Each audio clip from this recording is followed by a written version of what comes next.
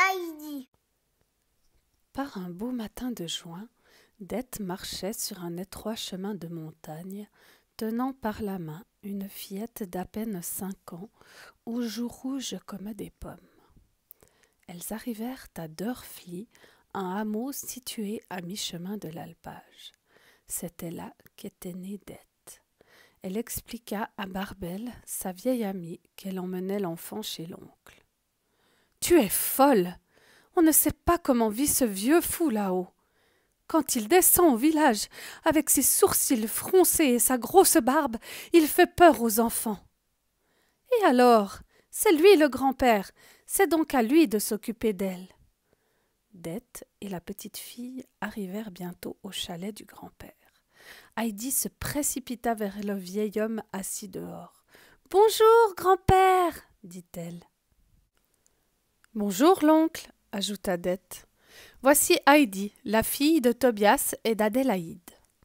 Je l'ai eue 4 ans, maintenant c'est à vous de la garder. »« Mais quand cette petite s'ennuiera et qu'elle se mettra à pleurer ?»« Eh bien, vous en ferez ce que vous voudrez, » répondit Dete. « Mais s'il lui arrive quelque chose, vous en serez le seul responsable. »« Retourne d'où tu viens, et que je ne te revoie plus !» lui cria l'oncle. Dete ne se le fit pas dire 2 fois et dévala en courant le sentier. Le vieux ouvrit la porte du chalet et Heidi le suivit. Elle vit d'abord une table, une chaise, puis le lit du grand-père. Dans un coin, il y avait une petite échelle. En haut de l'échelle, un fenil plein de foin. Par la lucarne, on voyait jusque dans la vallée. « Voilà où je vais dormir !» cria Heidi. « D'ici, c'est tellement beau !» Le lendemain matin, un sifflement aigu tira Heidi de son sommeil. Elle sauta de son lit, s'habilla à la hâte et sortit en courant. Peter, le chevrier, et le grand-père faisaient sortir les chèvres de l'étable. « Veux-tu les accompagner sur l'alpage ?» demanda le grand-père. À cette idée, Heidi sauta de joie. Le grand-père déposa alors dans la besace de Peter une grosse tranche de pain ainsi qu'un énorme morceau de fromage. « Fais bien attention à elle, c'est compris ?» lui dit-il. Heidi et Peter partirent joyeusement vers l'alpage. Heidi gambadait de ci, de là, cueillant une multitude de fleurs. Les jours suivants, elle repartit sur l'alpage avec Peter. La vie en plein air lui réussissait, et elle devenait de jour en jour plus forte et plus résistante. L'été et l'automne passèrent. Puis, il se mit à faire vraiment froid, et, un matin, l'alpage tout entier était recouvert d'un manteau blanc. Peter proposa à Heidi de venir chez lui, car sa grand-mère voulait la rencontrer. Le grand-père sortit une grande luge, enveloppa Heidi dans une couverture et s'assit derrière elle. Le traîneau dévala la pente à toute allure. Heidi avait l'impression de s'envoler. Le grand-père la déposa devant la maison de Peter. La fillette entra et dit bravement à la grand-mère : « Bonjour, je suis Heidi. Il y a longtemps que je voulais vous voir. » Après avoir examiné l'intérieur de la maison, elle déclara : « Regarde, grand-mère, il y a un volet qui tape. Je suis sûre que grand-père pourra le réparer. »« Ma pauvre enfant, je l'entends, mais je ne le vois pas. Je suis aveugle. » Cela parut si triste à Heidi qu'elle se mit à pleurer. « Ne pleure pas, » reprit la grand-mère. « Raconte-moi plutôt ce que tu fais là-haut avec ton grand-père. » Heidi raconta alors les journées passées dans l'alpage, tout ce que son grand-père avait fabriqué pour elle, sa petite chaise, une tasse pour le lait et des cuillères. Ainsi passa l'hiver. Heidi venait chez la grand-mère tous les jours et le grand-père l'accompagnait parfois pour réparer la maison. Un bel été suivit, puis un nouvel hiver qui touchait déjà à sa fin. Heidi était heureuse. Elle allait bientôt avoir 8 ans. Un matin, tante Dete revint au chalet. « J'ai trouvé une maison parfaite pour Heidi, » annonça-t-elle. Dans une des familles les plus riches de Francfort vit une petite fille malade qui passe ses journées assise dans un fauteuil roulant. Elle est toujours seule et son père veut lui trouver une amie pour la distraire, une fillette naturelle et gentille. J'ai tout de suite pensé à toi, Heidi. « Va au diable avec ta nouvelle !» répondit le grand-père furieux. Heidi n'a encore appris ni à lire ni à écrire. Je suis sa tante et j'en suis responsable. Mais si vous préférez que cette histoire aille devant les tribunaux… « Tais-toi !» gronda l'oncle d'une voix terrible. « Emmenez-la et ne reviens jamais !» Tante Dete attrapa le baluchon et la fillette, et toutes deux se mirent en route vers la vallée. À Francfort, la maison de M. Sesemann, où vivait la petite Clara, était une fort belle demeure, avec de nombreux domestiques. Johann, le cocher, mademoiselle Rottenmeier, la gouvernante, Toinette, la femme de chambre, et Sébastien, le valet de pied. Mais la pauvre Clara s'y ennuyait terriblement. Sa mère était morte et son père voyageait beaucoup. En voyant Heidi, mademoiselle Rottenmeier ne parut pas satisfaite. « Comment avez-vous pu m'amener cette petite sauvage ignorante, Dete ?»« Vous souhaitiez une enfant différente des autres, » répondit Dete. Et, saluant mademoiselle Rottenmeier, elle descendit vivement l'escalier. Heidi fut conduite auprès de Clara. « Tu es une drôle de petite fille !» s'exclama Clara. « On t'a fait venir à Francfort exprès pour me tenir compagnie et prendre des cours avec moi. Tu vas voir, cela va être très amusant. » Là-dessus, mademoiselle Rottenmeier récita à Heidi une liste interminable de règles à observer sur la manière de se lever, de se coucher, d'entrer, de sortir, de ranger, d'ouvrir les portes. Heidi, qui s'était levée bientôt, était si lasse qu'elle s'endormit. Le lendemain, Heidi sauta de son lit, s'habilla en hâte et regarda par la fenêtre de sa chambre. Mais elle fut profondément déçue de ne voir que des maisons. « Où faut-il donc aller pour voir la vallée ?» demanda-t-elle à Sébastien. « Eh bien, il faut monter en haut du clocher d'une église. » Heidi remercia Sébastien et dévala l'escalier. En un instant, elle se retrouva dans la rue. Elle descendit dans une rue, puis une autre rue. Finalement, elle s'adressa à un jeune garçon portant un orgue de Barbarie sur le dos. « Connais-tu une église avec un grand clocher ?» demanda Heidi. « Bien sûr, suis-moi !» Le jeune garçon la mena jusqu'à une vieille église. Ils montèrent tout en haut du clocher et Heidi regarda par la lucarne. Une multitude de toits, de cheminées et de rues. Ce n'était pas du tout ce qu'elle avait imaginé. Elle était très déçue. En redescendant, Heidi aperçut dans un renforcement des chatons dans une corbeille.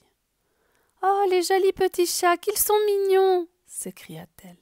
« Si tu les veux, ils sont à toi !» dit le gardien de l'église. « Prends-en un ou deux tout de suite, je te porterai les autres demain. » Heidi était ravie. Clara serait si contente. Quand Heidi rentra à la maison, Clara et mademoiselle Rottenmeier étaient à table.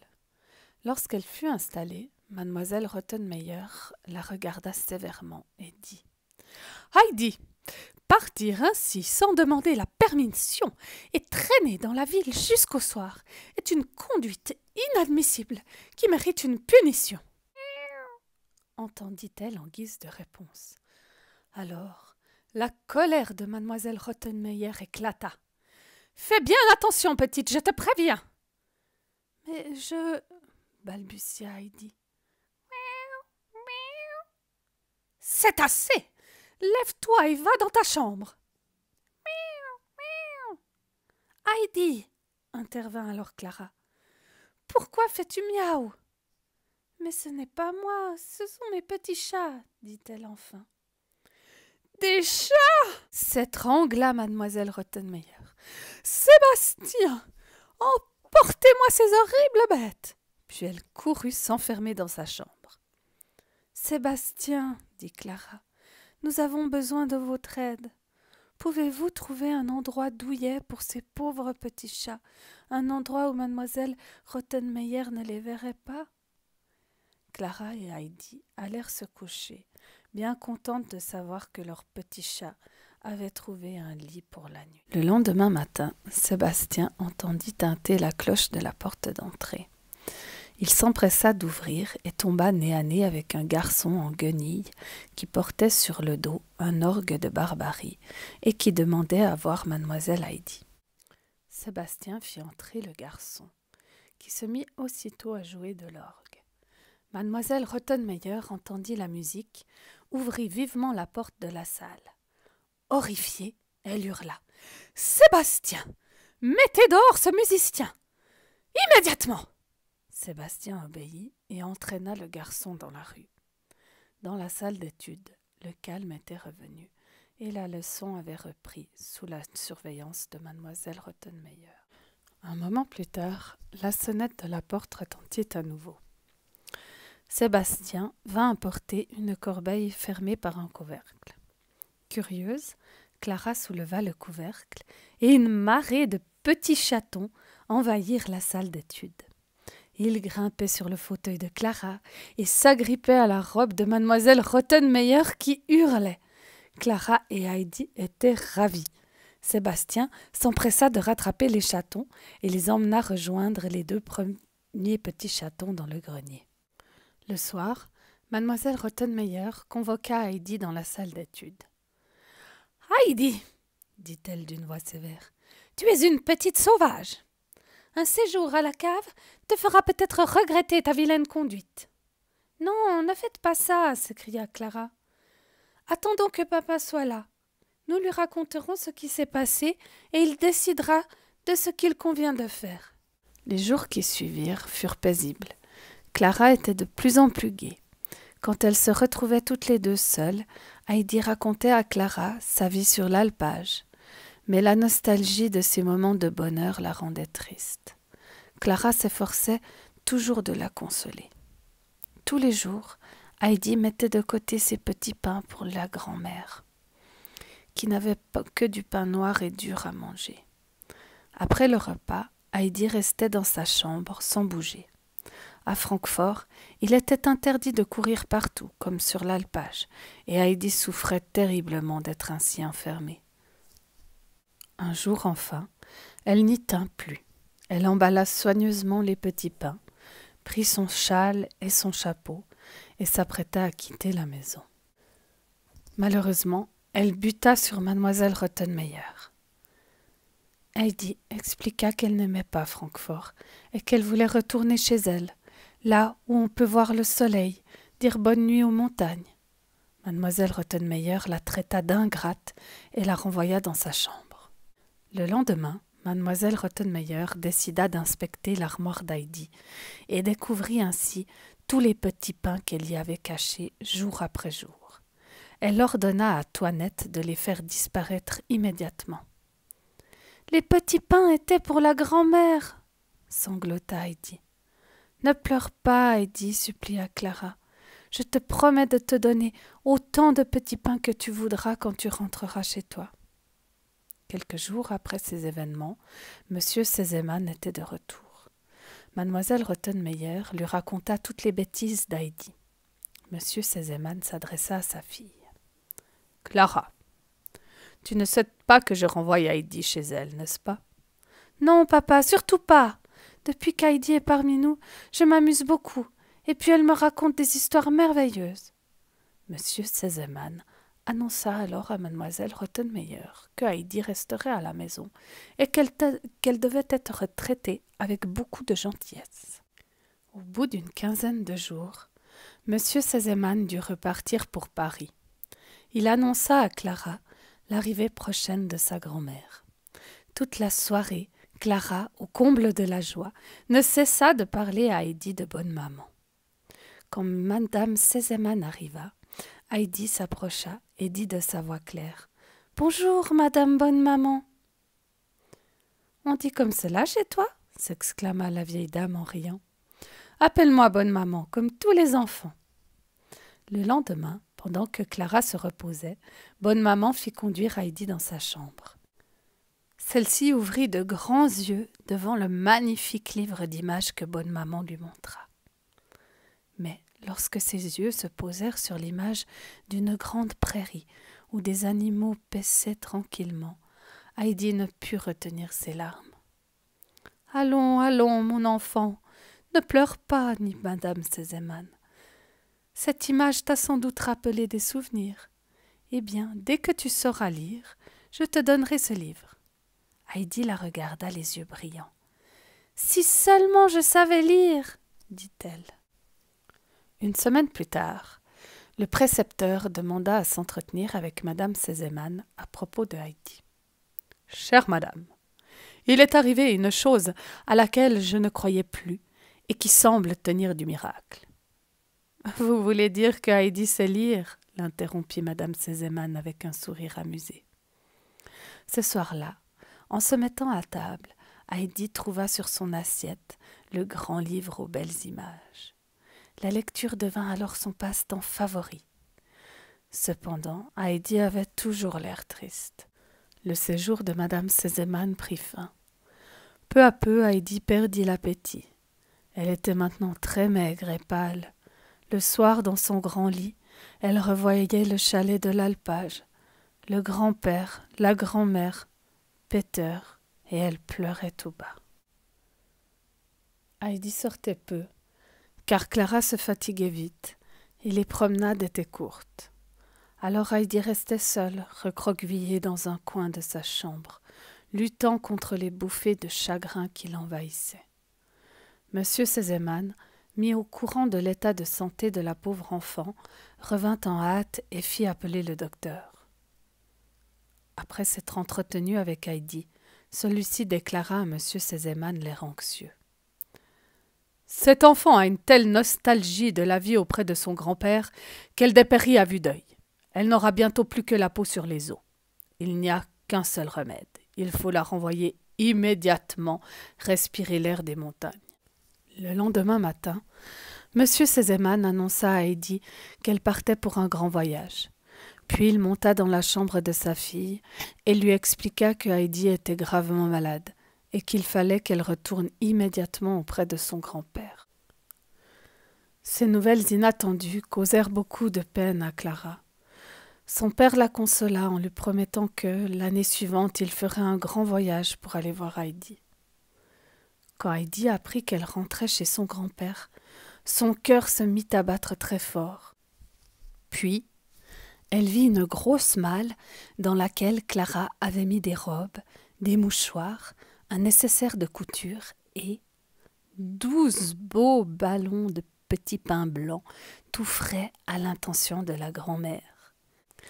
Heidi courut embrasser Clara, mais leurs adieux furent brefs, car M. Sesemann l'attendait pour la conduire à la voiture.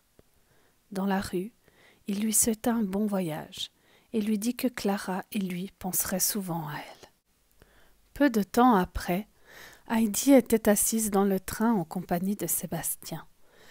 À mesure que les heures passaient, son impatience grandissait. Soudain, elle sursauta en entendant Meinfeld. Heidi et Sébastien se retrouvèrent bientôt sur le quai de la gare. Là, Sébastien demanda à un homme s'il pouvait emmener la petite et la malle jusqu'à Dörfli. Puis il remit à Heidi un gros rouleau et une lettre pour son grand-père en lui expliquant que c'était un cadeau de la part de M. Sesemann. Et la charrette s'éloigna en direction de la montagne. Arrivée à Dörfli, Heidi se mit en marche. Elle traversa le village à la hâte, sans prendre garde aux villageois qui se retournaient sur son passage, surpris de la revoir. Son panier était lourd et le chemin grimpait fort. Enfin, elle aperçut le chalet dans le creux de la montagne. Elle courut de plus en plus vite et se précipita dans la petite pièce. « Qui est là ?» demanda la grand-mère avec inquiétude. « C'est moi, grand-mère, c'est moi !» s'exclama Heidi en se jetant à ses genoux. « Je suis revenue de Francfort et je t'ai apporté quelque chose. » Puis la fillette sortit les petits pains de son panier, les uns après les autres, et les mit sur les genoux de la grand-mère. De grosses larmes roulèrent sur les joues de l'aveugle. Heidi prit la main de la grand-mère et dit « Maintenant, il faut que je m'en aille.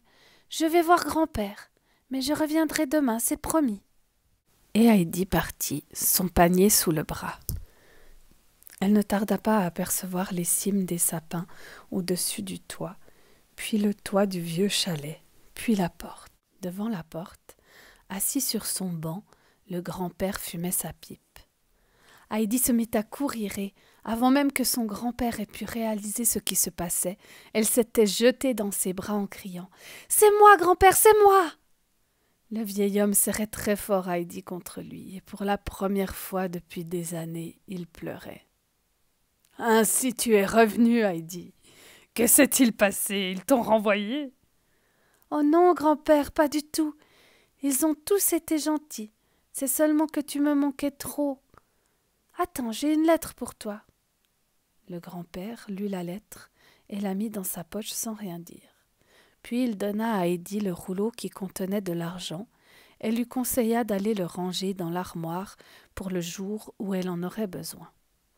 Heidi était si heureuse de retrouver tout ce qu'elle aimait qu'elle inspecta tous les coins en battant des mains. Puis elle but avidement le bol de lait que son grand-père lui avait préparé. « Il n'y a rien de meilleur au monde que ton lait, grand-père. » Soudain, un sifflement strident retentit. Heidi se précipita dehors. Peter était au milieu de ses chèvres. Quand il aperçut Heidi, il resta cloué sur place. Heidi cria « Bonsoir, Peter! Lily, Biquette, vous me reconnaissez ?» Les chèvres vinrent toutes se frotter contre elle, confiantes et affectueuses. « Tu es revenue, » dit enfin Peter, ravi. Lorsqu'il fut temps d'aller se coucher, Heidi retrouva avec plaisir son lit dans le fenil et s'endormit immédiatement. Le lendemain, Heidi retourna chez la grand-mère. Celle-ci lui raconta comme elle s'était régalée avec ses petits pains et combien il lui avait donné de la force. Heidi eut alors l'idée d'utiliser une partie de l'argent de M. Sesemann pour que la grand-mère mange son petit pain tous les jours. En aperçant le vieux livre de cantiques de la grand-mère, elle eut une nouvelle idée. « Grand-mère, veux-tu que je te lise un cantique ?» Heidi, toute fière, se mit à lire lentement. La vieille femme écoutait. Malgré les larmes qui coulaient sur ses joues, il y avait sur son visage une expression de joie intense. Au lever du jour, le lendemain matin, le grand-père cria « Réveille-toi, Heidi, aujourd'hui c'est dimanche. Mets ta belle robe, je t'emmène à l'église. » Heidi se leva d'un bond et courut s'habiller. Leur arrivée à Drfli ne passa pas inaperçue. Tous les villageois étaient déjà réunis dans l'église et chacun se mit à chuchoter. « L'oncle de l'alpage, l'oncle de l'alpage, c'est l'oncle de l'alpage. » À la fin de la messe, le grand-père se dirigea vers le prêtre et lui dit « Je vais suivre votre conseil et m'installer à Drfli pendant l'hiver. Une enfant délicate comme Heidi ne peut pas rester là-haut à la mauvaise saison. Et si les gens continuent à me regarder de travers, eh bien tant pis pour eux. » Mais quand ils ressortirent de l'église, tous les villageois se bousculèrent pour saluer l'oncle. Ils riaient. Heidi était ravie. C'est alors que Peter arriva en courant, tenant à la main une lettre de Clara pour Heidi. Elle lui annonçait sa venue au chalet. Son père et bonne maman l'accompagneraient avec des petits pains pour la grand-mère. Heidi était folle de joie, mais il était temps de rentrer et le grand-père se mit en route en tenant Heidi par la main.